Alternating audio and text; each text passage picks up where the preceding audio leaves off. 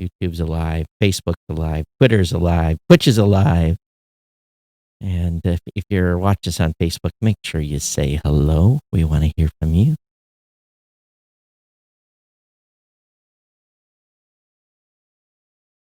Go ahead. What were you saying? Yeah, isn't Twitch is now owned by Amazon, right? Yeah. So that's part of a little bit of what we need to talk about today. Okay, so let me change these logos and we'll be ready. And then my little video needs to be expanded on your screen too. There you go. So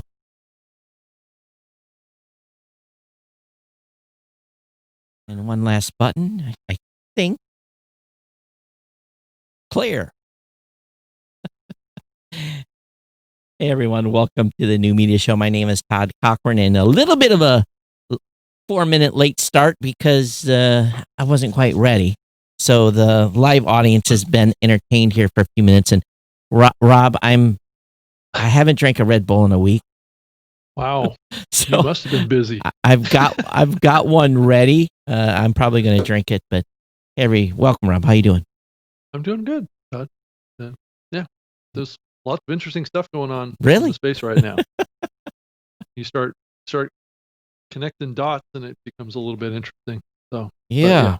So we're going to do some dot connecting today, then. Well, hopefully it'll dot connect in listeners' minds, right? Oh, all right. Those dots are already connected, and I'm sure they are in yours. Actually. Yep. So today, I guess we might as well talk about the. Oh, come on! You're making me log in. I was going to show something on the screen. Wait, let's talk about Amazon. Yeah. They kind of pulled a rabbit out of their hat here by launching so fast. So yeah. So I'll just put it to you that way. So, it's all good. It's all good. Oh, a rabbit out of their hat, and they launched a lot faster than they were going to. Why is that, I wonder? I don't know. There must be a sense of urgency. So, for those of you that haven't seen it yet, this is very, very, very cool. They got a cool thing on the left-hand column. It says Podcast Library. Oh, look at there. Look what's right up here. New Media Show, because I've got that show subscribed to. Right, up there. Yeah. And, but it's, it looks, of course, here's the thing. Amazon. It's the same stuff for Podcast Essential. Could you have not done better? It's the beginning, Todd. I think they can tweak. Trending podcast. Yeah. Featured this week. Right. So that's going to be a thing. Yep. Right? Trending in crime, podcast for music, latest news, top in society, comedy, business, TV and film. Oh, no tech. No. Are you surprised? Wait, here we go. It's still loading. Strong Black voices, trending in history, popular in family. There we go. Text way at the bottom. It's always at the bottom.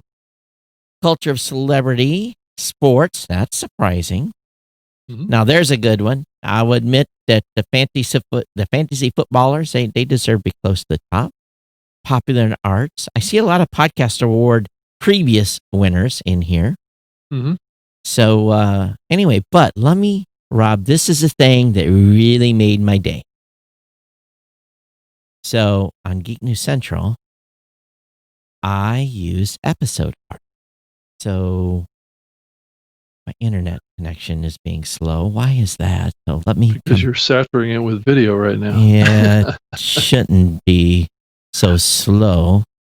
Yeah. Why? Or either that or Amazon's being slow, which it'd be hard to believe. But so I did use the Amazon Smart Speaker to access a couple of podcasts this morning, and I noticed that you do have to be explicit about asking for your podcast on Amazon Music. So you need to say, play this podcast name on Amazon Music, because it appears that the default for what plays in the smart speaker platform for Amazon is still Apple Podcast. Mm. Well, the one search must have a bug, but let me show you the thing I was really, really excited about. Mm-hmm. How many of you use episode art? Well, yeah, it shows up there right with your episode. I do. I use episode art. So let's go to 1466. We'll load this one up. Oh, naughty, naughty, naughty. Auto playing. Naughty, naughty, naughty, Amazon. You can't do that. Oh, autoplay? Autoplay. Right. But they're using album art. I just noticed that. Let me try that again. Let me click. Oh, I see what I did. I clicked on the play button. Now you clicked on the play button that's on the. That's right. Okay, so good. Okay, good, yeah. Amazon. Change your pace, right? As long as I click on a little play action icon, it's probably okay, right? So it shows the album art.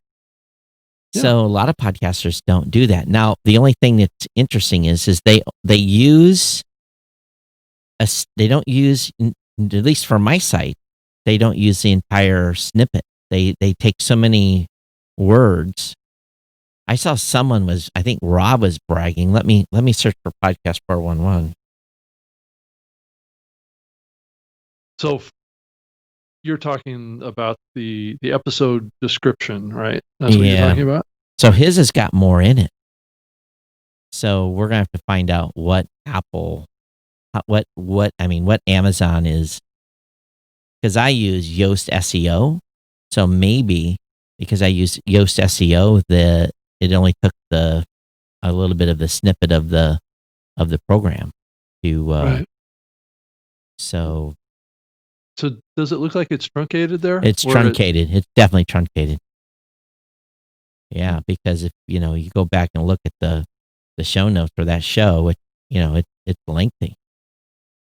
Yeah, so they must not be picking it up from the same place. So. No.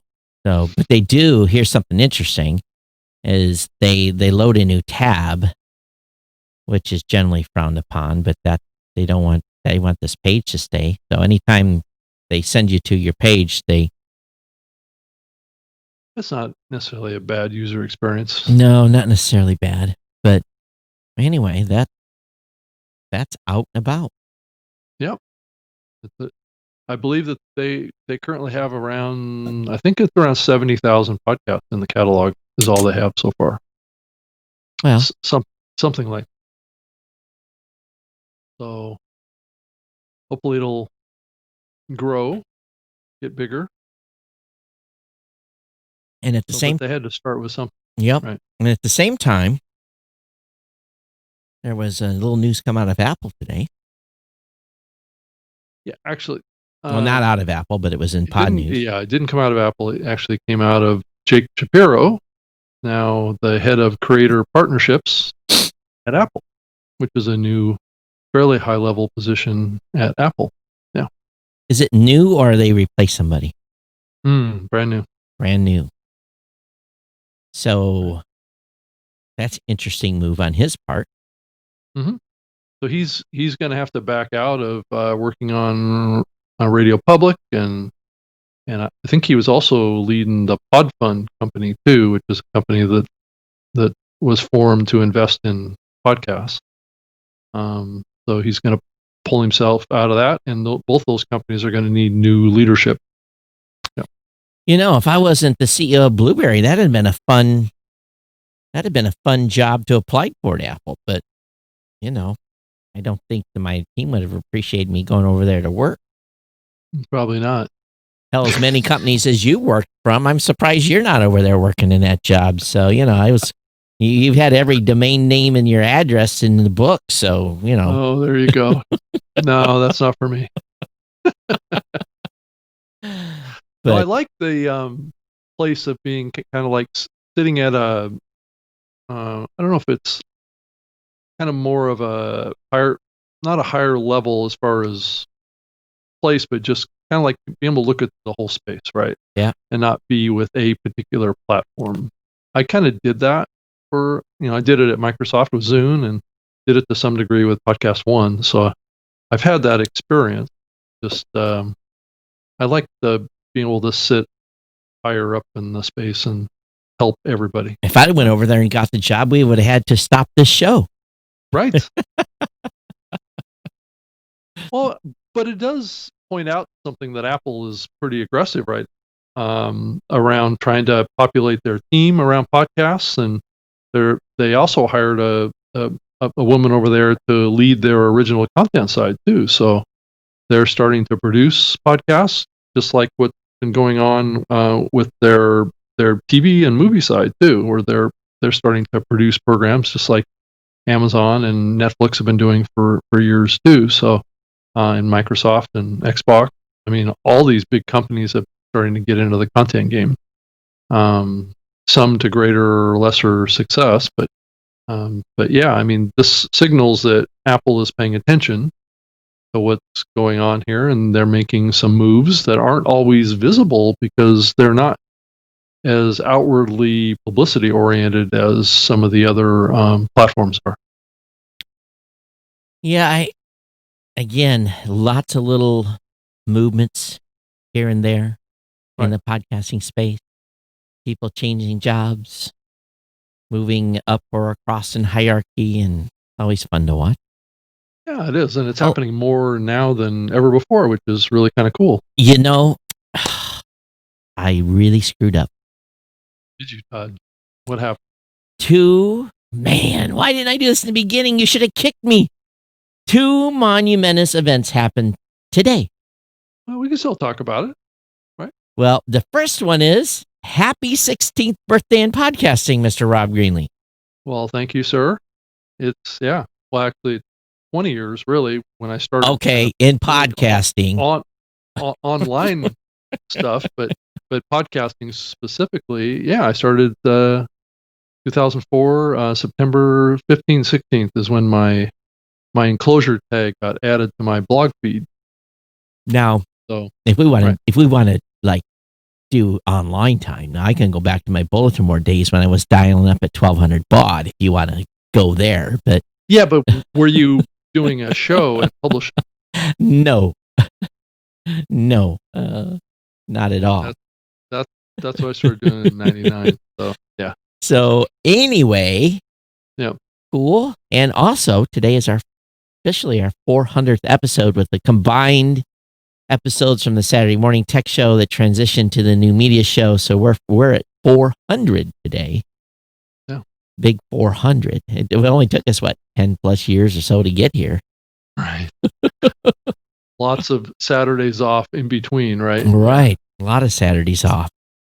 And but we've been putting the steam on here in the last 3, 4, 5 months with 2 a day. So or 2 a month, 2 a week. Yeah. No, it's definitely, that number's growing a lot faster now than ever before. That's for sure. Especially since this pandemic. Yeah. We haven't missed as many episodes as we normally do. Yeah, we don't have any place to go except when I need a mental vacation, Right. Definitely. But one thing is interesting here on congratulations, Rob. Oh, thank you. Thank you. And then congratulations, new media show. Right. Yay. One thing that is interesting about this podcast library on Amazon is that it has it's kind of got an interesting feel to it. It's very modern, and I think they did a pretty good job with this implementation. It was a relatively short period of time.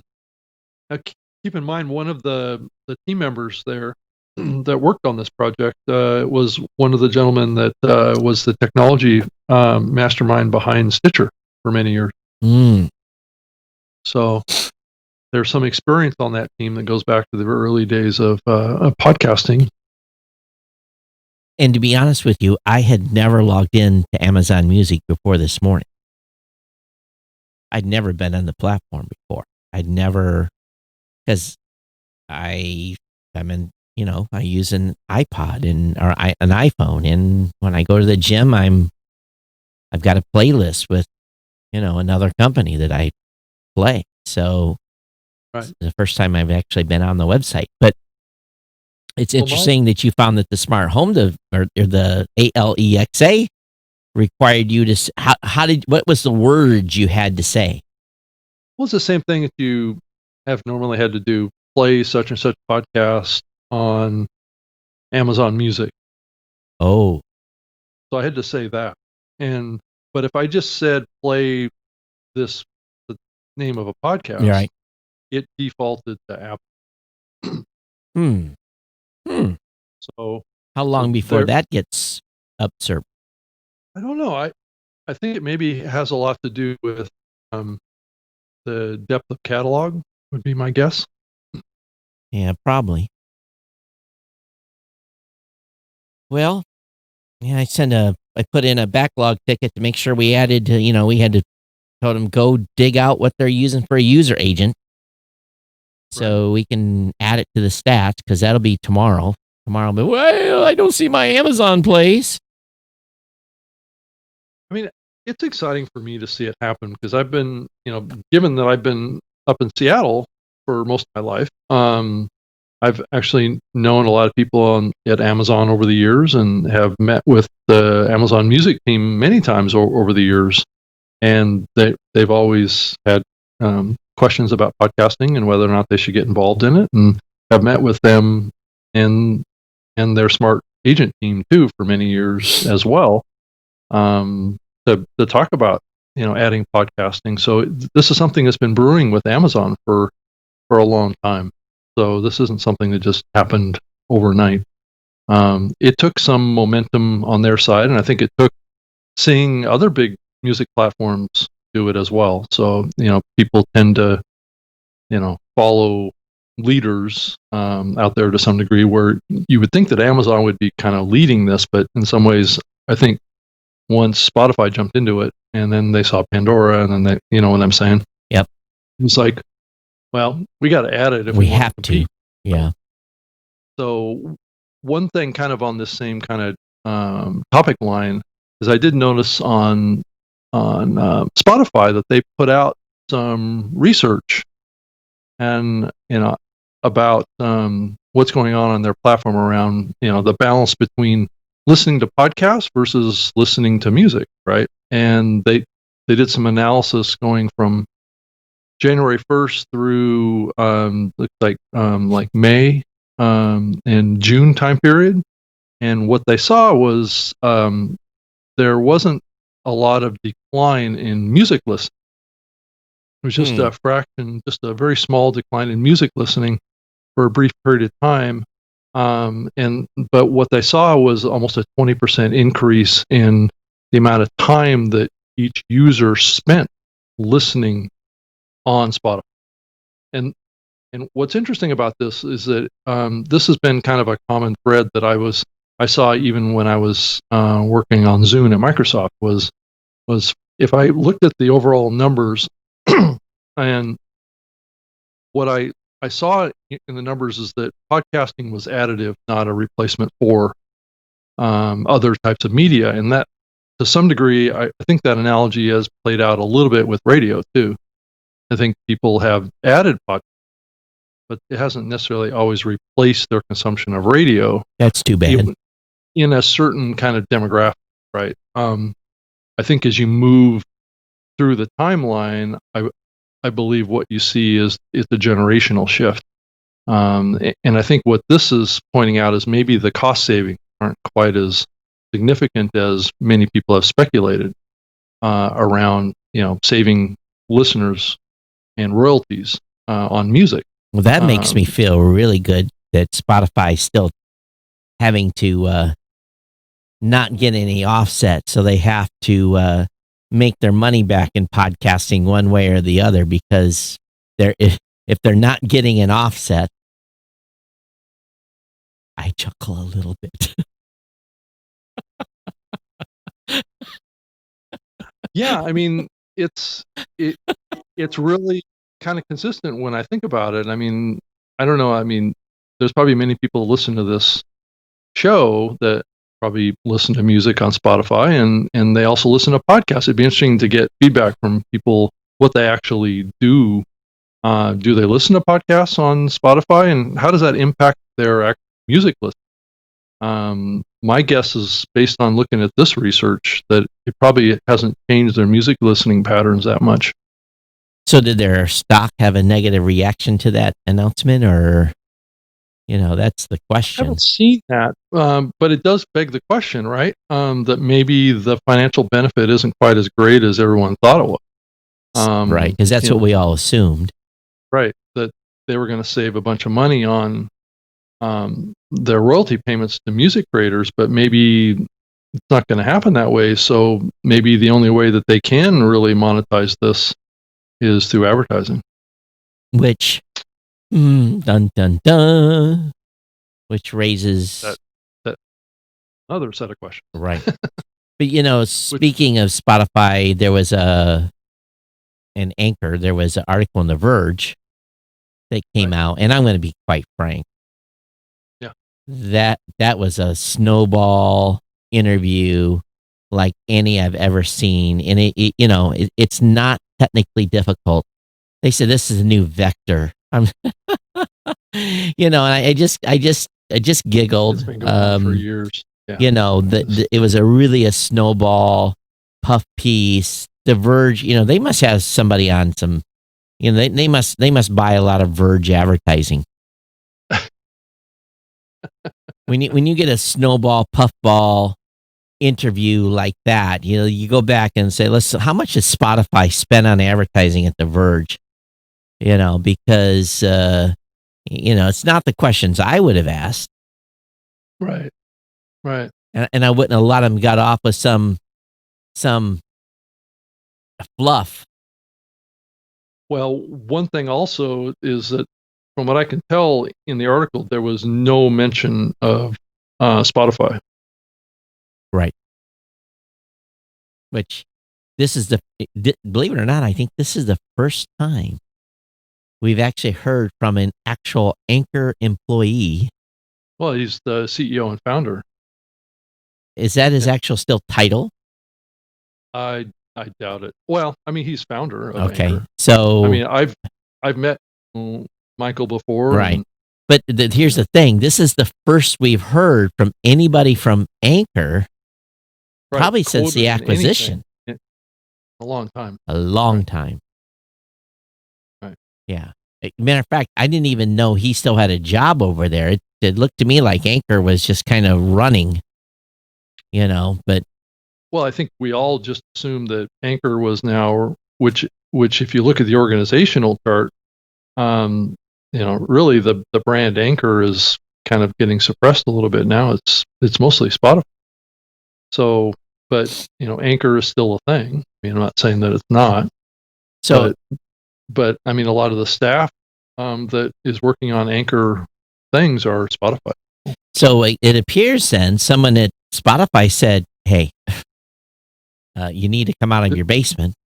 This is yours to deal with. Right. Come out of your basement and stick your head above ground. And oh, by the way, we've arranged a interview with one of our.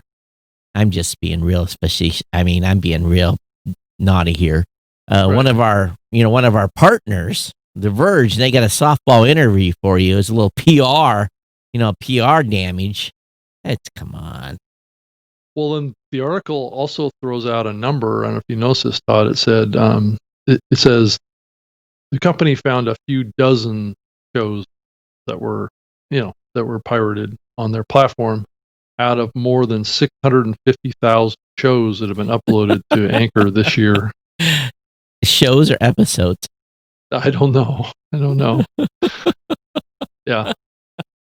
And how many of those shows are active? And yeah, which is a whole nother question, but yeah. That's a lot of shows though. So I have to say, if it's true. So if the Anchor folks want to come on and really tell us what you're really technically going to do, that would be helpful. We would love to hear from you, because yeah. But hey, I'm not saying that none of us are not susceptible to this. Well, the So, article did have Marco Arment quoted in it. I don't know if you saw that. It was toward the end of the article. what did Marco say? It says here, Overcast doesn't have its own approval process. So what they got was through the Apple Podcast directory. It says basically Overcast outsources the approval process to Apple. And say Marco told the Verge, I can and do respond to any claims sent to me, but I receive very few, as Overcast neither approves nor hosts podcasts directly. That said, the vast majority of claims I do receive are for Anchor-hosted podcasts. So take that for what it says. And so again, most of the problems are coming. Someone wants to spend $12 or get a 30-day free trial with us. I can't stop someone from cloning content either. So it's migrating, yes, but cloning I don't think any of us have any ability to stop someone from doing a clone. Especially at the scale that these guys are adding shows. I mean, a human it's probably more plausible for our platforms to have a human look at every show created than it is for these folks. I mean, unless it's. I don't. Hey. No, a slippery slope there, Rob. Well, I know. I used to get a list sent to me when I was working for Spreaker of every show that was created in the platform.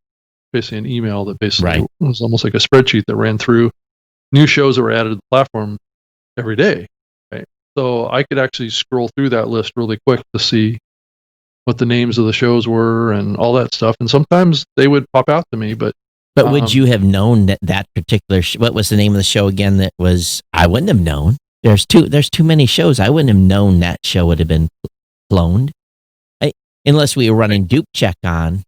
Well, yeah, I mean, a lot of shows, obviously, like the example that they used was Serial, right? If I saw Serial pop up on my list, right, that would be a flag to me. Yeah. The Ezra Klein show, that would probably be a flag to me to see. I mean, I would take a look at it, see, well, is The Verge really, adding their shows to our platform? Mm-hmm.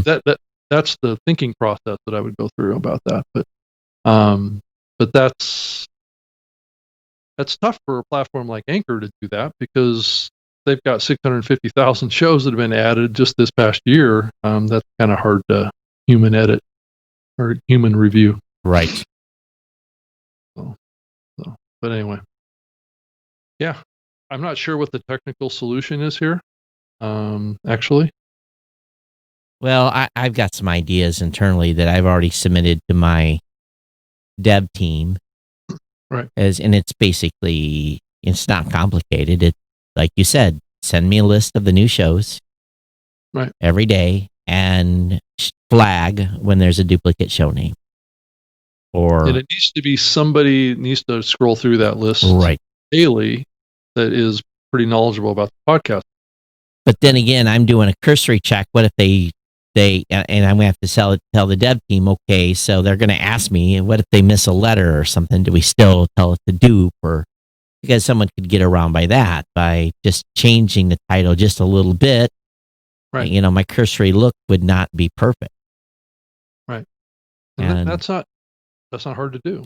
And I don't, because, so as an example, because I'm not hosting the other content, I can't do a CRC check on media that, because, if you're hosting it, Rob, at Libsyn, right?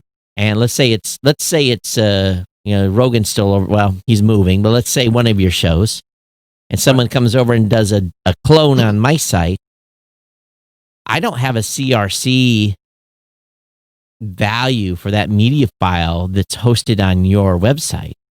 I would have to download every one of your hosting customers' media files to have that checksum in order to do a media match on the media file. And we don't do that. So, maybe it's watermarking or something, as someone mentioned in one of our previous episodes, that's going to have to be done.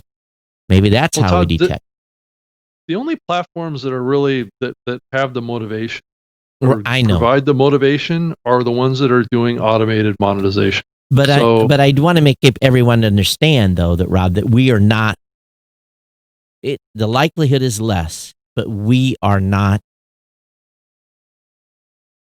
This could happen to us. it could definitely, but the big difference is that the platforms that have easy Sure. transfer, copying, cloning, whatever you want to call it, of RSS feed, and it's free, and there's automated monetization linked up with it. Those are the platforms that the pirates are going to tend to gravitate toward, right? Yeah. Because they want to make money. Yeah. That's always the motivation for doing this. There really isn't any motivation for somebody to come in and pay $20 a month to host Serial on Libsyn or something.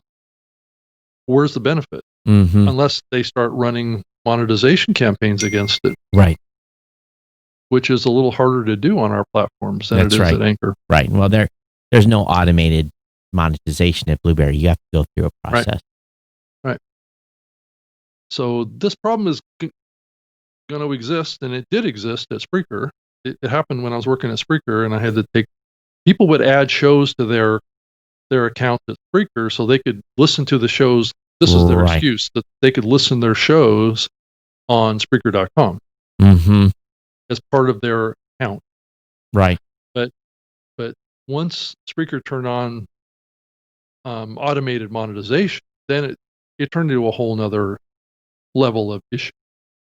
Because once you start making money from someone else's content, you can get a lot more trouble for that. Right. So that's when lawsuits start flying around. Right. So, but that's the challenge, right? Once we add our platforms, if we ever add automated monetization, then hopefully we will learn from this and take appropriate action, whatever that is. Right. I'm getting dinged here. What's the ding? Ding dong. Anyway, I think we beat that. Yeah. That one to death. So, and we've talked about it enough here on the show too already, but I just couldn't let the Verge article go because I was like, wow, it's like getting a presidential interview without any real question. So, softball. Yeah, very softball, very soft. So did you see the research that came out from? Who did this come out from? I remember. Oh, was it Westwood One? Oh yeah, I didn't. And Cumulus, the fall download report that they have, talking about how the fastest growth that they're seeing in listeners. This is a listener research, is around heavy podcast listeners.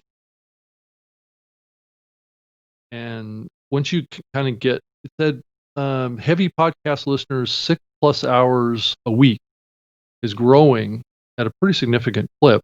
But those that are listening from under 3 to 3 to 5 hours a week is actually declining. So that tells me that maybe the entry level listener side isn't growing as fast right now as the heavy listener.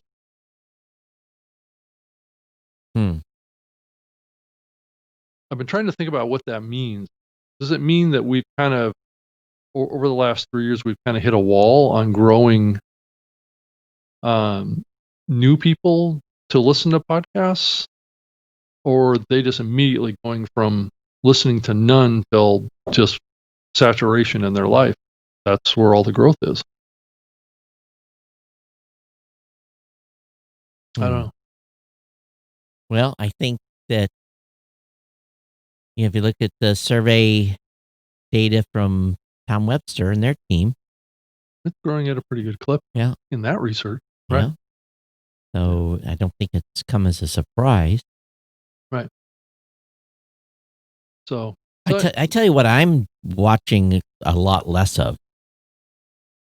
And I don't know if it's just because of COVID but I can't tell you when the last time I watched any mainstream television.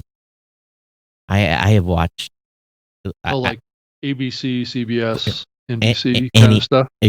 mo- months, maybe more than 6 months. I have watched zero of that content. Now I have listened to podcasts and watch YouTube stuff. I have I used to be like or like HBO when they would come out with series, or even Netflix with series. Yeah. And there's been some new stuff that's come out. I just am not. I'm watching more user generated content than I ever have. I would say that my movie watching, maybe 1 or 2 movies a month, but I'm mostly watching YouTube series. So I don't know. Is anybody else the same? It's Yeah. Yeah. I mean, I could believe that. I mean, so are you watching any other like more niche cable channels? no, nothing. Matter of fact, Okay. I said the other day, why do I've been subscribed to YouTube TV? They just raised the price. I'm like, I haven't loaded the YouTube TV app in 3 months. I'm like, this is dumb. So I actually canceled yesterday my YouTube TV subscription. Oh. Now I am paying for premium YouTube. So I don't know, Rob. So Maybe, you on Netflix? yeah, I have Netflix. You have Amazon Prime? I do. Okay. I've Well, got Hulu and I've got Disney. so that's the future right there. So to me, and what I guess here's what I've found is that, and it's going to sound kind of weird, and maybe, I don't know, maybe it's just the season we're in. I'm watching survival guys that are out in like the woods that are how to survive, and I'm watching people that are yachting, yachting lifestyle stuff that I'll never be able to afford, and stuff like that. And it's maybe just because of the season we're in, where we're locked down and we can't go anywhere, and you're thinking about survival, and you're thinking about, so what's been the fastest growing niche? What's the fastest growing content category right now? Is it still storytelling, or what's category is growing the fastest in podcast? I haven't seen any numbers on that, but my guess is that it's probably still the true crime storytelling genre. Yeah, Would be my guess. it's dominated heavy women listenership on that. Yeah. Yep. So That's true. So does that go back to the time we live, and we're in this survival mentality? Is that what is driving that? Yeah. I mean, I watched the new the series. I think it's just a documentary on Netflix that pretty new up there, called The Social Dilemma. Uh-huh. You should definitely go watch that. Go watch that one. Yeah, because it's a documentary style hybrid movie type of thing Mm-hmm. that explores the dangerous human impact of social networking, and it talks with tech experts from former employees at Facebook, Twitter, Instagram. These people that were doing content moderation. They were building algorithms, Todd, that were manipulating people, and that continues today. Rob, Facebook? Come on now. Facebook? It's the economy of all of ours attention, right? And these experts, these tech experts, and a lot of them, which is ironic, a lot of them that are raising the red flag are the same people that built these things. these predatory algorithms that play with people's minds to get them to participate and engage and apply their attention to these mediums as a method of making money. So, and I kept thinking about as I was watching this documentary, and some of the people that were talking there, I've met before and stuff like that over the years, but their whole job was to figure out ways to analyze people's psychology and create almost like addictive behavior, right? So as you think about how we all use our mobile devices, right? All of us are pretty addicted to these things. Now, granted, one of the big differences that you and I have to some degree is the fact that we lived in an era that didn't have these devices, right? So I lived probably almost half my life without mobile, right? But I've lived half with it. So I can see the other side, but I think as you look at the younger generation coming through, that's all they know, right? So they just assume that this is normal, right? What's happening with these social media apps. And I think it's also a little bit indicative if you go back and you look at the history of podcasting. When podcasting kind of declined and people's attention focused on podcasting was about the same time that social media took off, right? And you think back on it, I've been thinking a lot about this, and then now that social media certainly is kind of on the decline with people's kind of trust, right, and authenticity and being able to believe what's going on over there, and there's a lot of bad stuff going on over there. It's interesting how we're going back to audio on podcasting because it's more of a trusted medium. People, and I think it's an interesting thing that we need to hold on to around the openness of this medium and the fact that there aren't gatekeepers. Because one of the problems with these social networks is that there are manipulating gatekeepers that are controlling our attention. You really don't have that in podcasts. The most effective filter on Facebook is the snooze 30-day feature. What's that? I'm not familiar with that. You have never snoozed someone for 30 days on Facebook? Snoozed someone? No. Oh, you go through and, there are people that have lost their mind. Let's just put it that way. Oh, I don't doubt that. So there's a way to snooze them for 30 days so they don't show up in your news feed. So just kind of chill out a little bit. They disappear. Right? Well, you put them on snooze. Right. And I find you're tired of seeing their BS. Right. And I find the more I do that, the more Facebook says, oh, he doesn't like this type of content. I'm not going to present that to him. So that is one filter that works very well. You do that about 10 times in one day. Right. You don't have to unfriend somebody. You just put them on snooze so that you don't have to see their dialogue. Yeah. That's interesting. Yeah. And I'm very liberal with that snooze for 30 days. plus the, what it shows in this movie is kind of visually how this algorithm works. Right. So it really kind of lays it out for you that the algorithm is always trying to crack the code, as they say, with the human being, right? So let's say a person puts the phone down, right, and they don't pick it up or interact with it for some period of time. The algorithm makes it buzz, right? And then tries to figure out some way to get your attention again, right? So yeah, exactly. It's this, trying to drive that dopamine fix, right? Right. It's like, he's trying to get hold of me. I better pick up my phone and look, right? Or it pops the screen open or something, whatever, and it piques your curiosity, and you pick up the phone and you start to get sucked in again, right? And this is what they talk about in this documentary, which is really fascinating.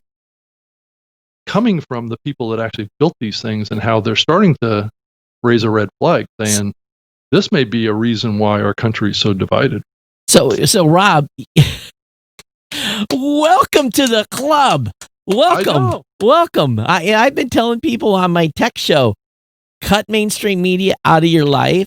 Well, no, this isn't an issue about mainstream media. No, it is too. I mean, it's linked up with it, right? It's all of it. Right. It's definitely they're all playing the same game, and yeah. how I like to think about this, it's all about our attention, Yeah. That's what's being traded here is all of our attention, right? Yeah, Well, right. welcome. Well, I've known this all along. So Okay. I mean, it's why these big companies are valued like they are right now, the Facebook and Apple and all these folks, is because they're trading in people's attention. That's right. They are. Now, granted, some of them make more money on it than others. Apple is a little bit different. Apple sells devices, but certainly the software that's built for them are the platforms that are actually abusing all of us. My mom said to me the other day, she says, it's kind of scary. She says, Facebook is serving me ads of stuff that I actually want to click through to on. And I said, Mom, you've been on Facebook too much.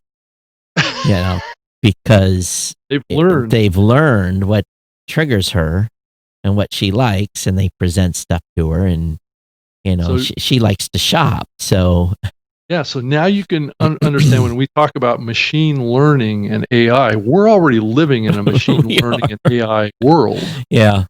And when Rob and I did talk about wanting to try to keep our podcast listeners privacy safe, then we are really enemies of the machine, Rob. No. We are. We're enemies of the machine. We're enemies of the machine learning piece, right. Being in this, holding the stance that we do. Right. Because we hold creators and audiences over money. Mm-hmm. Holy crap. I know. Are we evil?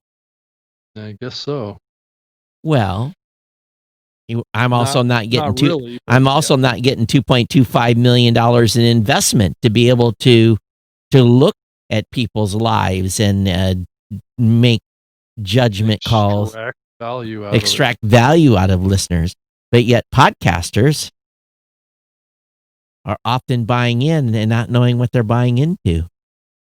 Yeah, I mean, this is definitely a much bigger question that gets back to all of our position, whether it be Lipson or yourself or whatever, around why privacy is privacy in the open platform of podcast is so important, given what we're seeing happen, what can happen. So, yeah, when you have a product that's free, you're the product, and yet that company is getting major investment. Yeah, why? That's what has me concerned a little bit about all the money that's been going into certain big music streaming platforms, right? Is that there's an expectation of making big money, which can drive companies to do stuff like what we were just talking about. So, is there going to be social media manipulation of podcast listeners at some point? There might be a reason my name is said in vain in some circles and Rob Walsh's. Yeah.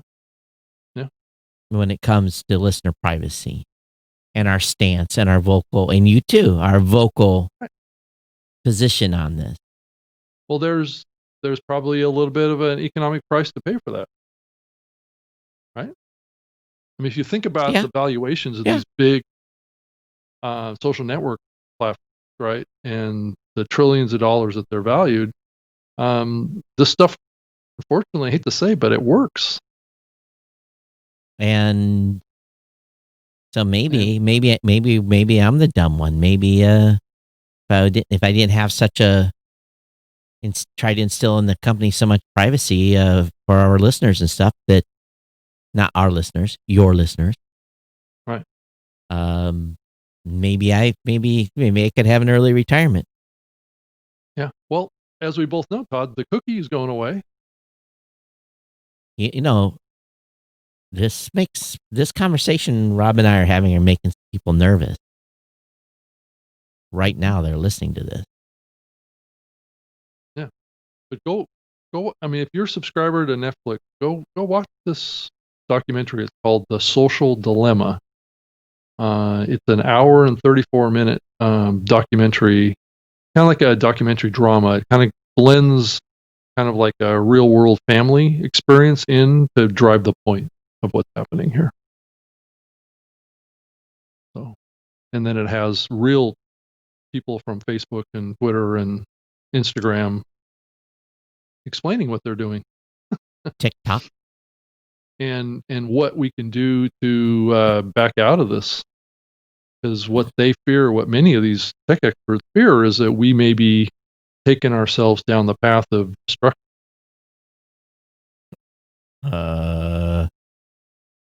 Boy, we could really go a long ways with this topic, but we're not going to. No, I'm just making a general statement. It's not a partisan comment.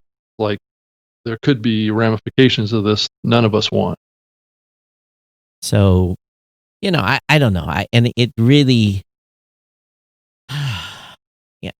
And maybe it's because I'm older, and I got a perspective from a long dead, God bless his soul, grandfather, who really taught me the art of playing devil's advocate and being able to convincingly take a position that I didn't necessarily agree with to have a conversation with someone else, to press buttons in a way that allowed,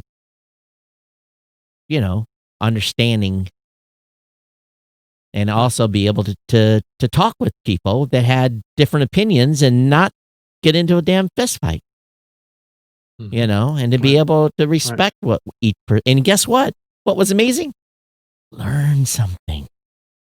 Yeah. You learned.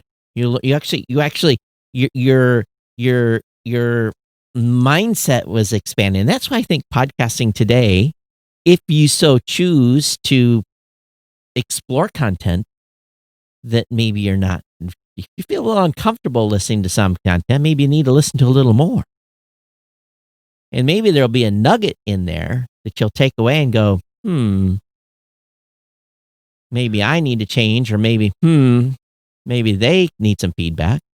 Right. What you'll find with this documentary, though, is when they get to the end of it, they kind of lay out how things need to change, and it's not going to be easy. It's not going to be easy. Somehow we all need to be able to agree on truth and reality, and that's what's starting to disappear. Rob. Yeah. The truth is now decided by Facebook, Twitter, Instagram, CNN, MSNBC, Fox. The truth is decided by those organizations and groups. Right. But the other point that they make too is that this is about people. Oh, I know. People are the ones that take what they see in these platforms and they bring it into the real world. Oh, absolutely. And that's where the problem. So, these social platforms weren't built with this in mind. This wasn't. I mean, I was involved. I mean, I met Mark Zuckerberg back in 2007. When I was getting started in technology myself, it seemed like a great thing. We could connect up the world and the world would be a better place, right? But the problem is that it started out with good intentions, but what happened is that the tools have been co-opted by people that don't have the best of intentions. And it's all about business model. That's what's driving the economics of this work. You can just see it in the valuations of these big tech companies. Well, again, and it's them and their content moderation teams that are deciding which content gets put forth. But in some ways, that's the solution, though, Todd. It just maybe isn't going far enough. Again, that's the bottom line of what these guys come out saying at the end of it, is that somehow we've got to, almost like pull the plug on something. Try to take a 1 week vacation from Facebook. I know, and that's part of the issue, right? And they all agree that it's not going to go away because there's too much money. There's too much money. There's too much desire to keep the animal alive, right? Because there's shareholders and people making a lot of money. So how do we evolve this to keep everybody happy? Question. We join the party, Rob, and we get rich and we retire. Just, You know, I'm just some people are, unplugging, right? Some people Yep. are having a reaction of, well, cancel your account. Well, that is, why am I not watching? I'll be frank. If I turn on any news channel, my apprehension level starts going up, up, up, Right. up. And it doesn't get to the point of a panic attack, but I go Mhm. home pissed off. If I accidentally turn on the TV at lunch and it's on a news channel. So that's why I've unplugged. I've had to, Right. and it's not just political, it's everything. Right. It's Yeah. everything. And I've got to pull back a little bit too, because I caught myself this past weekend at the Indie PodCon talking about how to build community around your podcast, and using the example of some emotion is always good, right? Because you're keeping people's attention, right? It can be good or bad. We've said that on this show Sure. before too. So that's a little bit of what we're talking about here, is that we as content creators feel like, as long as we're instilling an emotional reaction, we're going to get deeper engagement. And that's the premise that the social dilemma is under, is all around attention, right? If we get people thinking about things that maybe are conflictions, or they're things that cause anger, or enjoyment, or they're funny, they're almost like a dopamine fix Right. for listeners, right? Yep. So Us too. so right. Because I get excited if I have a real hot, juicy article for like this show. That's Right. the dopamine kicking in because we're going to have a little fun with it. Right. So I guess when that dopamine fix turns into something that happens to you in the real world that's detrimental to you or your family or your spouse or whatever, if it comes into the real world, that's where the Mm. so And I'm always, I do it on this show and on my tech show and we don't ask it as often on this show as we probably should, but I'm always asking my audience, what do you think? What do you think of that? And what's Yeah. your opinion? Do you agree with me? Do you disagree with me? I mean, we don't do that a Right. lot on this show. Maybe we should, but Right. oftentimes people are pretty silent about stuff that we say in this podcast, and it makes me wonder, besides entertainment value, um, you know, what do you think of some of the stuff we're talking about? So maybe we Yeah. should ask you guys to email us once in a while. Well, I mean, we get emails from We do. listeners on occasion when And- they kind of object to what we're saying. And sometimes Usually. they're like, don't read this on the show. Right. And it's usually a criticism is what you usually Right. get. Right. It's not a lot of praise that's out there these days. No, I don't think we get much praise. The praise was here recently. Stephanie said in the show notes, Todd, you're funny. So, that's praise, so It's about as far as it goes. that's fine, And that makes my day because, we try to make this show a little bit fun. Yeah. I don't know. I just think that at this point, again, I say I don't know, but I do know.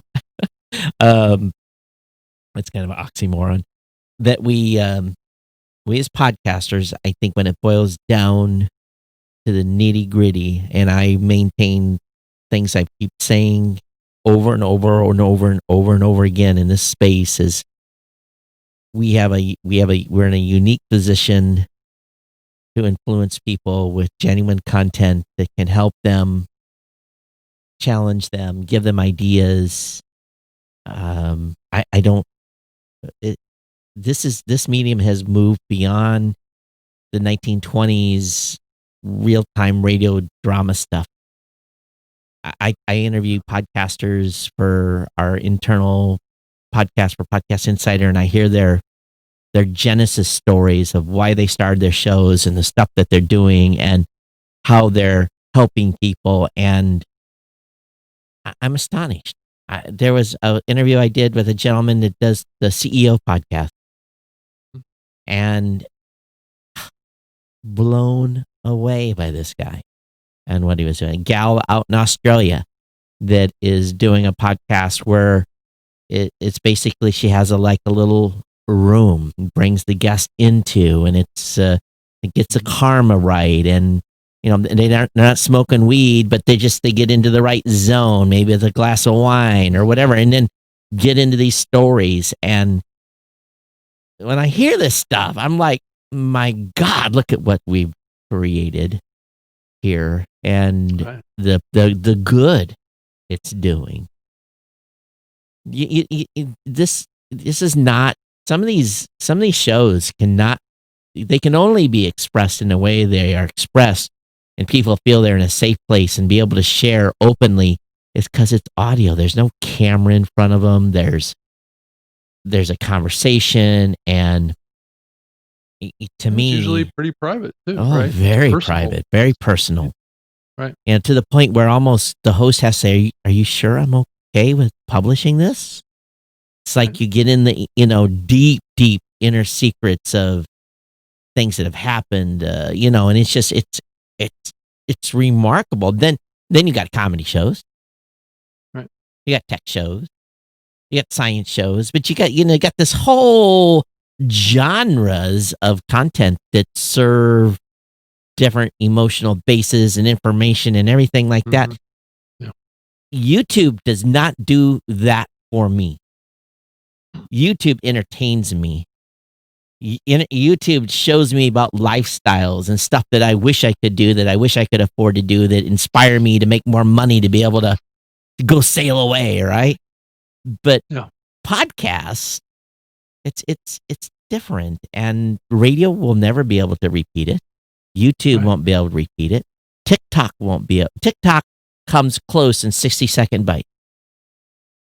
TikTok comes on a personal level, on personal story. But YouTube is, a podcast. We've created something really, really special here. And I say we, the whole podcasting space. The whole space.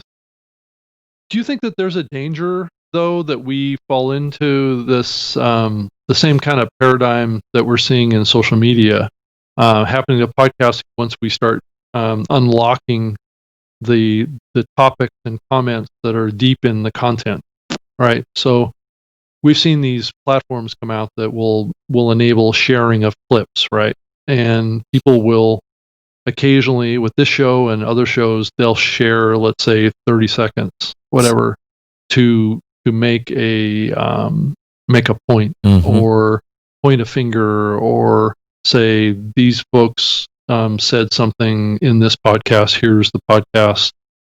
Shame on you, right?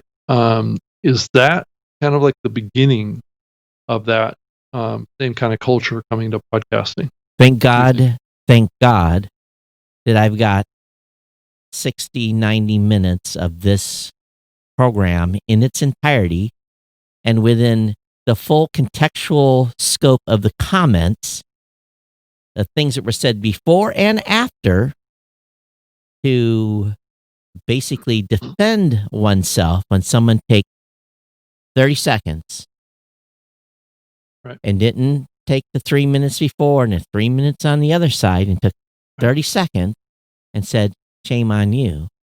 Right. And be honest with you, all I'm going to... Got my blood pressure up, Rob.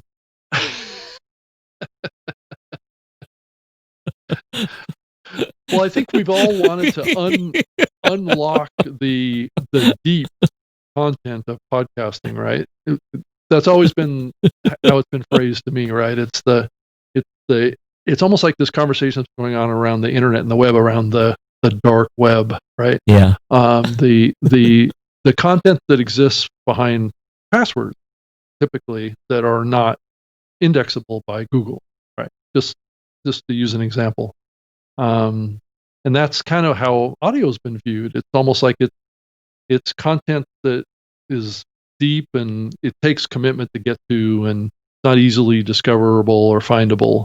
But what we're seeing now is a shift in the industry over to transcriptions, to snippets, to people sharing the content inside of this has been kind of a sacred bubble, right? You are always going to have asshats that are going to, it happens in mainstream media, happens with reporters, it happens with CNN, Fox, MSNBC, all these They're groups. all jabbing each other with they all do a 45-minute interview with someone and take 60 seconds and make that person look like a king or the devil.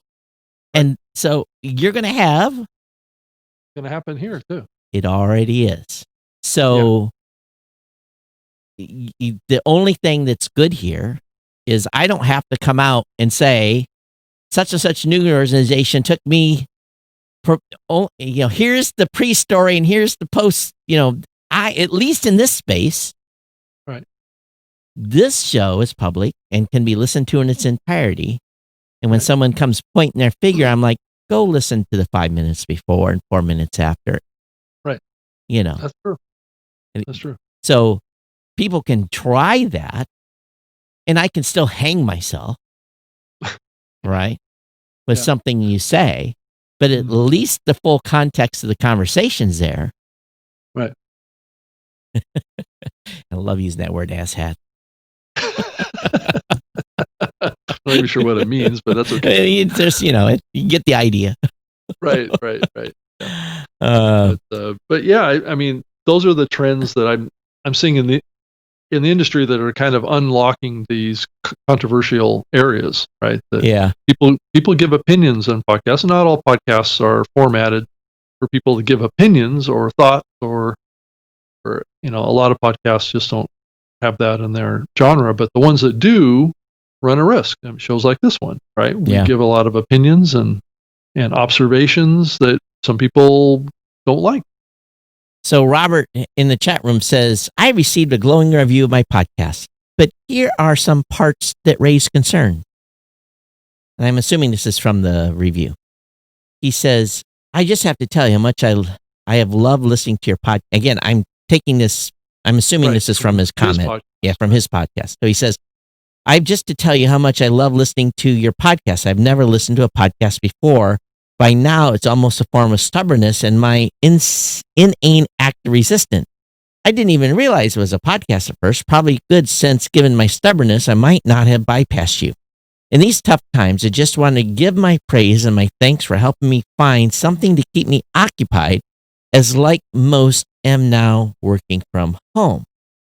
So, again, Robert, if that was to your show, that's a great feedback good, but that could have almost been a review for us too. So hopefully it was. but no, he said I received a glowing review of my podcast, but here are some parts that raise concern. So I think what it is, I think his concern is, and Robert, if you tell me if we got it right or not, your concern was that this person had resistance to listening to your show because it was a podcast. So I don't know what that is. What's the resistance?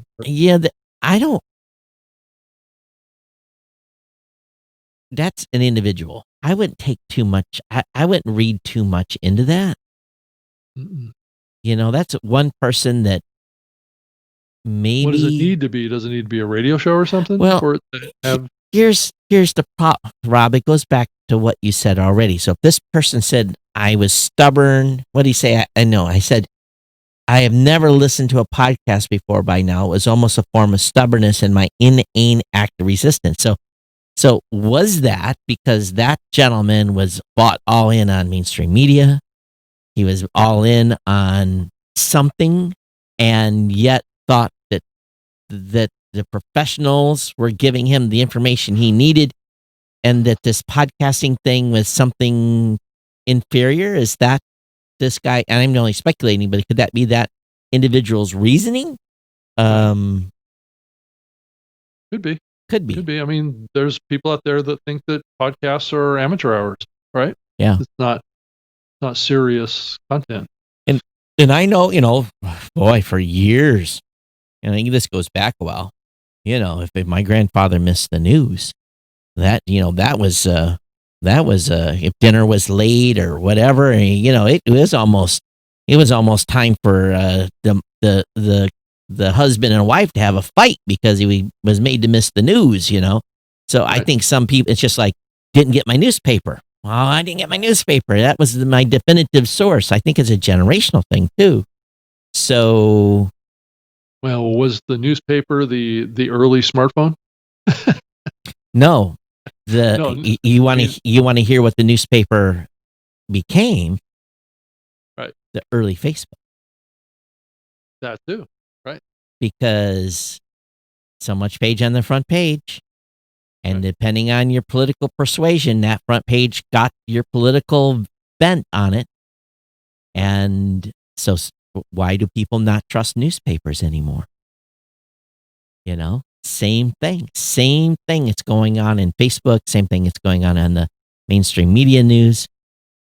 Well, I People don't know don't. that they don't trust newspapers anymore because nobody reads newspapers Well, anymore. But why do they but I don't think read it's those newspapers no more? news agencies, right? That you're talking about. Why or the don't news they? Why companies. don't they read newspapers anymore? Is it a trust issue? I would contend it's part of that. Yeah. But I just think things have moved over to digital now. of so. course, yeah, that's part of it. That's a big part of it too. But I think in the end, I think that while podcasts can be very political, and there's lots of political podcasts out there, I think one of the last salvations of leaving that shit at the door, it still sneaks in. The last bastion of civil discord, is that what you're saying? Maybe, maybe, but again, depends if you're siloing yourself to listening to what you believe instead of, again, I go back to when I was young, I understood the value of discourse and discussion and sharing ideas and having, mixed opinions. And Well, I think in the past there was trusted authority, right? The problem is now there's no trusted authority anymore. one of the things I talk about in building a podcast is the number one thing you have to do as a podcaster is you have to build authority. And trust. Those go together. Those go together. So to build authority, number one, you better stay on topic. You better be right. And you have to be trustworthy of giving that information. Without those two, you can't be a successful podcaster, in my opinion. And that's on my presentation I gave for 5 years. Build authority. You have to build authority and trust. Without that, so I think that the majority of podcasters out there do very well at building authority. I think they try very hard to be the subject matter expert in the content that they're putting out. My worry, though, Todd, is that it's becoming harder and harder to be confident that you're doing the right thing to actually be seen as a trusted authority. Oh, it takes a lot of work. It takes a lot of work. It depends on what your sources are. I mean, if right. You're kind of like a curator, right? You're it used to be in the past, and this goes back to when I was doing my radio show in the early days. I would basically, the whole radio show was built around what was happening in the news, right? Or around technology and the internet and things like that. I obviously would throw in a lot of my opinions, very much like what we do with this show. Sure. So it was a combination of using real world facts, right, from the news, and applying a little commentary to it, right, to extrapolate, into the future. Where is this going? What's the evolution of this? But it was always fundamentally based on some agreed upon foundation of truth, right, around what is happening in the market, right? Whether it's Wi-Fi or if it was internet connectivity, fiber optic networks, it was coming out of the news, right? And I was able to take that out there. I think today it's becoming more complicated than that. I don't know that we can go to any number of thousands of news sources and say that that's the definitive truth or reality anymore. Well, this goes right back to a couple of things that we've talked about on this show in the past.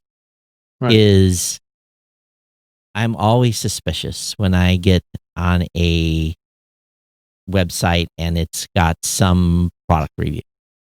Right. And I'm like, is there a financial relationship here with this is a paid post? You know, Mhm. especially in the tech world, that stuff happens a lot. If there's a list of cell phones or whatever. So I always put out a little disclaimer here. Here is the top 4, according to, but I'll let you use your own judgment whether or not these are the best 4, something to that effect. But I think that Yeah. it's good to question. And I think we have to start, if anyone, if you take anything at face value today, well, sorry, you're in for a rude awakening. And I'll go back to a show that I love a lot, No Agenda. What do? They tear down these articles. They look for the Contradictions, right? They look for the contradictions. They look for the financial relationships. They look for they have all this historical, and so they put some color on commentary. And I think we as podcasters, as we're looking at stuff and talking to people, we have to be able to go, don't know about that. Right. Right. And that's where, if you're willing to do that, as long as you're willing to say, here's what they say, but I'm not 100% sure they're right. What are you building? You're building trust, because you're saying you don't 100% trust the article, and the people may not have recognized it themselves. So you build authority. So as podcasters, I think we have to always question. This is why was I dogging on The Verge earlier. It was all part of that softball interview, right? Right. And so they probably don't have a sponsorship relationship. They probably don't, but it might be, the writer might be friends of the company and have a podcast over there. So there's no disclosure of that. See? So when I laughed about that, and I threw a little color on there, in other words, okay, I'd like to have if that happens to me, I hope to find a softball interview like that as well. But Right. And I think, to kind of add to what you were saying on top of this is that, I know I mentioned earlier about how social network is trading on our attention, but I think if you really extend it out to the ultimate destination, there is a certain thing that that relates to what you were just saying, is that, who has authority and who has trust. Right. And how is that built today, given the environment that we're in, and the fact that so many people only see what they want to see. And I remember this conversation many times on my radio show that I did about the growth of the internet of technology around the topic of personalization, right? And I think this whole thing spun out of that concept of personalization, right? That people have interests in various things in their lives, but they have primary interests, right? So as content platforms, we should format what we do to deliver the content that the audience wants to consume, right? So that's the ideal goal, right? Is to go after that. And a lot of the platforms were aspiring to that. And I think that's how we got there. Got to this point with Facebook was that desire for personalization. It happened to Google. It happened to all these big platforms. If you really think about it, all of us see different content when we do a keyword search. So if we go in and we type a keyword search, it's going to pull up the search results based on what they know our interests are as it maps to that keyword. That's why I love incognito mode. Right. Because that's more of a true result based on that keyword. It's not filtered against what the algorithms know about you already. That's right. The biases they apply. Right. And that's the problem that we have in the space right now. Maybe we need to take these learning algorithms out of the mix, especially because we're now killing cookies, right? Awesome. So now that we're killing cookies, then it's going to be more difficult to map pathways. But going back to the content, I think I think we have an opportunity here because there are so many diverse voices is to have well-rounded conversations and to be able to, listen to a variety of content. And I hope people do. And, if nothing else, expand horizons, or you understand other people's opinions or where they're coming from. So it better makes you understand the world we live in today. And it's pretty damn complex, that's for sure. Yeah. Yeah. And I have up on one of my computer screens a screensaver image that is from the X-Files. And that and it goes back to the alien stuff with Sure. X-Files, and it's basically the truth is out there. So I have it on my screen here, on my second computer. But can you handle the truth? Well, that certainly that's a big issue today more than ever. But nonetheless, that is the key to maybe keeping our society from self-destructing. There would be, and I'm just relating back to my military days, because the job I did, I had access to lots of information. Right. And it was usually just factual, just stated XYZ, didn't necessarily draw conclusions, but it just gave you information. Somebody was doing this, someone was doing that, this was happening, this was moving here, this was going there, this is something to watch out for. And there was no political spin on it. It was just, it was just information, right? And it allowed you to build a pretty good picture of, with the job I was doing, what was going on and what I had to be prepared for when I deployed and all that stuff.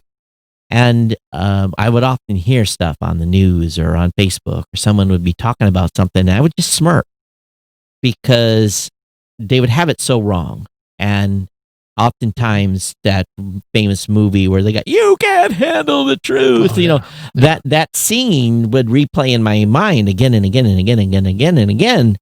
Jack Nicholson, right? It would just replay in my brain because oftentimes what was portrayed and what was happening was so different. But yet, I can't talk about it for 99 years. So, funny how that works, right? Right. Even though most of that stuff the information was already, expired in, 3 weeks, it had no value to it. So I think what it is we all live in a little bit of fog, no matter where we're at in the world. And the key is try to see through the fog. But hopefully as podcasters, as you're niched in on specific content, you're able to separate the wheat from the chaff and find that gold. Yeah. I mean, the concept of secrets and the content of, and we talk about that a fair amount on this show too, around how both of us can be under NDA or whatever, but we can't talk about certain things, and those are truths, right? But we do have to shield interests that are out there. But it is an interesting question around, should we know more than we do, right? And I think it's a much bigger question, but it gets back to trusted sources. Well, the majority of the reason why, and this is really kind of off topic, but the reason governments have secrets is not necessarily the long-term value of that secret. Because again, most of that stuff expires very, very quickly. It has it's just this is what's going on now. Here's what happened. But it's how that was collected. The how. If someone knows that that information, then they're going to say, "Oh, I need to change. I need to change what I'm doing to not allow that information to be found out." So it was not necessarily. It was the source. It was a sourcing and how that information was derived, wherever it came from, and that is the true secrets. That's That's the stuff that you get rolled up for and end up in a box somewhere and never see the light of day. Is when you talk about that kind of stuff. It's not this expirable information. Right. Yeah. True. So anyway, I think that the podcasting space is playing probably in a little bit more of a world of fact and truth, tries to, probably. yeah. And I don't know. I mean, I'm worried about it as well. I mean, I certainly don't want our world to blow up and have big problems in the future because of technology that got out of control. Well, I think we all have to protect ourselves from the information we're being fed and put a filter on it. Right, and not take it into the real world. And try to determine. This is why that snooze 30 days is awesome. Right. When someone gets on a tangent, I'm just like, okay, you're kind of lost in your own concern right now. I don't need to absorb any of that and turn that off. But Facebook at the same time says, well, Todd turned that off. He doesn't want to hear that no more, but maybe they'll turn stuff off maybe I should be exposed to. So. Right. Yeah. Have we really got deep today or what? Holy crap. We did, Todd. Over the rainbow and under the bridge. God, I guess so. Holy smacks. This one goes down as an intellectual 101. I don't know if we got to 401 or not, but holy crap. I kept trying to pull it back to podcasting, but it got off the rails a little bit. It's, I think it's conversations that we, I don't know. We're the new media show. So, yes. And we're at episode 400. Holy crap. So those of you we've held the audience pretty good today. So what do you guys think? Was the conversation good today? Was it make you think a little bit? Let's look over on YouTube. So says I listened, Todd. Your topics and forthrightness is admirable, and Rob's laugh makes a world a better place. So that was nice. Forthrightness is there's no reward for forthrightness. There really isn't. And if I ever am no longer the CEO of Blueberry, I probably won't be hireable because of forthrightness. Or I'll be put under a PR. You want to say anything, you have to talk to the PR person. Right. I know in some ways we're probably seen as a form of whistleblower, aren't we?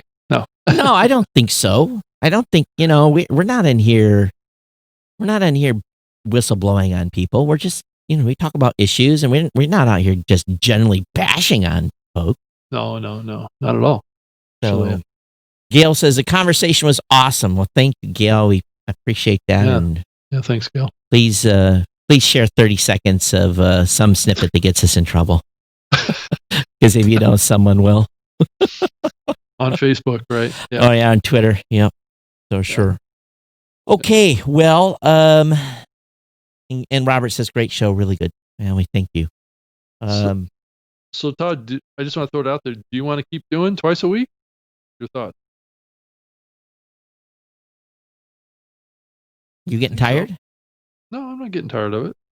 I think we continue a little bit longer. I think at some point maybe we have to draw back. I don't know. What does the audience think? I'm be honest with you, this is a big time commit for both of us. I mean, what's been going on with the the downloads and the streams? We're up, or I think the last couple of months we're up another 1,000 listeners or so. So yeah, we're up. Stream's been good, good commentary. So we more than doubled based on doing 2 a week. Yeah, I think so. Yeah, since the beginning. So I don't know. I guess there's we've got a big silent audience, and there's a huge number of people. We know certain people are listening. We know we've got some East Coast contingent that's listening. We know the West Coast contingent, or at least somebody in the West Coast is listening to us. And we know Adam Curry's listening to us because Adam quoted us in one of our recent shows and on his Mastodon server. They found out through Clinton. So we've got a number of folks that are tuning in on our topics. So I don't know. We'll just ask the audience: Are we still influencing the podcasting space? Are we influencing you on the decisions you make and the content you create and who you associate with? And maybe that isn't a fair question, but are we influencing? Is Rob's and I message influencing you guys, motivating you? And I think that's maybe what we need to hear. I don't know. Yeah. And does it help that we have guests on from people from the industry, or do you just prefer to have just the dialogue between Todd and I? I mean, that's the tug of war that I've been pulling on for years on this show. Here's the crazy part. We had no clue where we were going today. I sat down here and I knew we were going to talk about Amazon.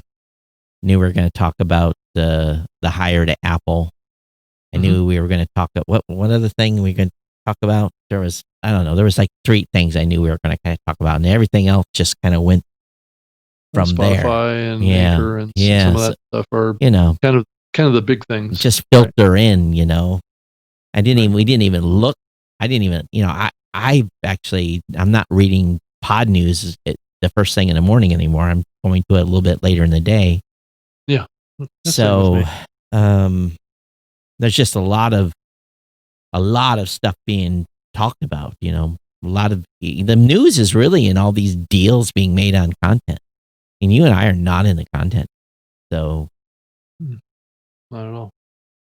Well, I saw that Chartable got another $2.25 million in seed funding. Keep the lights on. Not that I talked about that at all. Yeah. Right. Yeah. Spoiled it, Rob. They were supposed to go look in themselves. I know. Right. Yeah. So remember, if something's free, you are the product. Yes. It's true. It can't be As even. We talked about a lot today. And yet, never mind. I'll stop. Todd, you're gonna fall off the cliff. Oh, I'm gonna really piss somebody off. For a while there, when I was doing the social media campaign to get someone put in jail here in town that was taking advantage of high school girls, I was worried about coming back to my hometown and having to wear a bulletproof vest because of the people that resulted in getting fired and losing their jobs. You and I we're not at the point yet where we have to wear a bulletproof vest to podcasting events. See, that day is coming. So I did notice in James's monetization newsletter that he's doing on podcasting that there was some mention of the Open Podcast Analytics Work Group, or OPAWG, that shows that their space is coming together to better document, improve an area that takes considerable effort to manage user agents. So I don't know if you're involved in the Open Podcast Analytics working group. But anyone that's tracking user agents, fantastic. Please keep tracking them well. It saves us from having to do it. Right. So I don't know if I'm not involved in that working group. I'm not quite sure why we haven't been asked to at least first I've heard of it. Here's one other thing too, is we should talk about IPv6 on the next show. There was an article about it. Yes. And we should take a note about IPv6 and how. When are we all going to cut over to it is the question of the day. Podcasters are not going to like it if we do. Yeah. Do you stats junkies out there, you're confused now? Oh, right. Oh. We can probably. In fact, we ought to have Angelo on to talk about IPv6. He can probably explain it better than anybody. Yeah. Well, we can You know, have him pop in here and give us the 411 on it. Yeah, because it's not, I guess I'm not using his words, but I'm just going to say it's not going to be pretty. It's not going to be pretty. And when big brains are already, how should we place this? When big brains are already exploding over it, it's a significant challenge. Yeah. Yeah. So, all right. Anyway, we're going to get out of here. Okay. Okay. Talk to you later. Hey, we'll be back with you on Saturday. What is today? Wednesday. We'll be back with you on Saturday at 12 p.m. Eastern time, and back with another show. So, thanks for being here. Todd at blueberry.com at Geek News is my Twitter address. And Rob at Rob Greenlee, at Rob Greenlee on Twitter. And then my email address is robg@lipson.com. And thanks for being here. We'll see you next time. Take care. Bye-bye.